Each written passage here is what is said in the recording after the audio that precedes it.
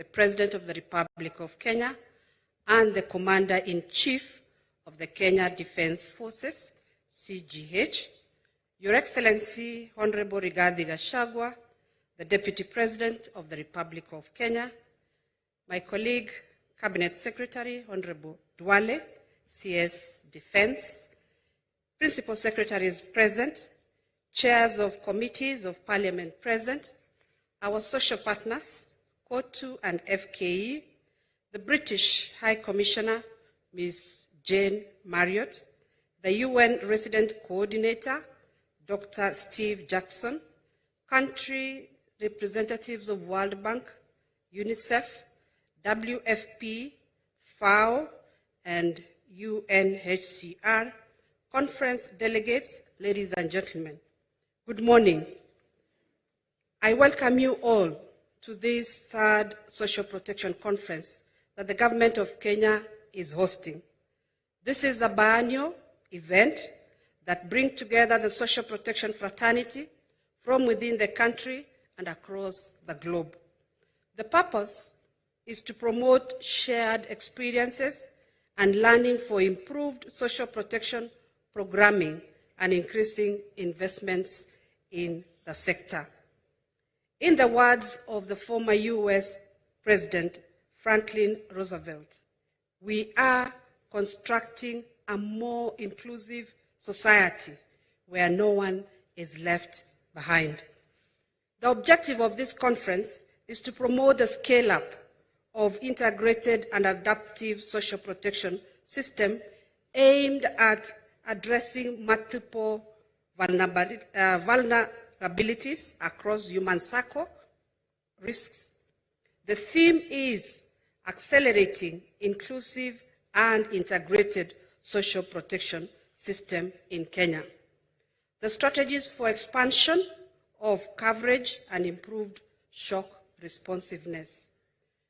You recall, Your Excellency, that in 2018, you also officially launched the Social Protection Week, whose theme was scaling up investments in social protection for the delivery of Kenya's Vision 2030 and achievement of sustainable development goals.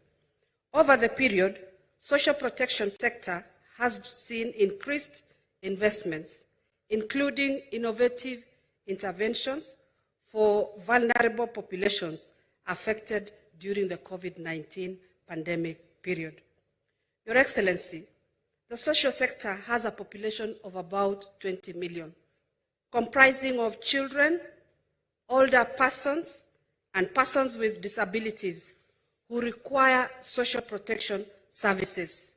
Yet, the funding for this sector is currently at 0.7% of our GDP. We appreciate, Your Excellency, for making social protection a priority in your transformative agenda. We continue to appeal for your support to ensure enhanced coverage to the unreached, sizable number of the poor and vulnerable populations in the country. My ministry will continue to enhance social protection delivery systems to ensure efficiency and effectiveness in the provision of services. This conference will culminate into a call for action which will guide prioritization of interventions for the sector over the next biannual period. I therefore call upon all the respective actors in this forum to build ownership and prioritize interventions that can help us realize progress towards a more sustainable, inclusive, and shock-responsive social protection within the period. We are privileged as a sector to have proactive partnerships that have lasted over a decade. The partners present here today have supported us in various fronts, including social protection policy and legislative agenda, technical assistance to the improvement and strengthening of social protection systems, financing joint programs like this one, and also implementing targeted programs to the populations that are yet to be covered through government support. The review of the Kenya Social Protection Policy 2011 and the Social Assistance Fund Bill, which are at the final stages of completion, have been made possible through our partners' technical and financial support. I wish to appreciate the immense support of the World Food Programme, the FAO, UNICEF, Foreign Commonwealth Development Office, FCDO, UNHCR, World Bank, state and non-state actors for committing their time, technical and financial resources in seeing through the preparation of this event to fruition.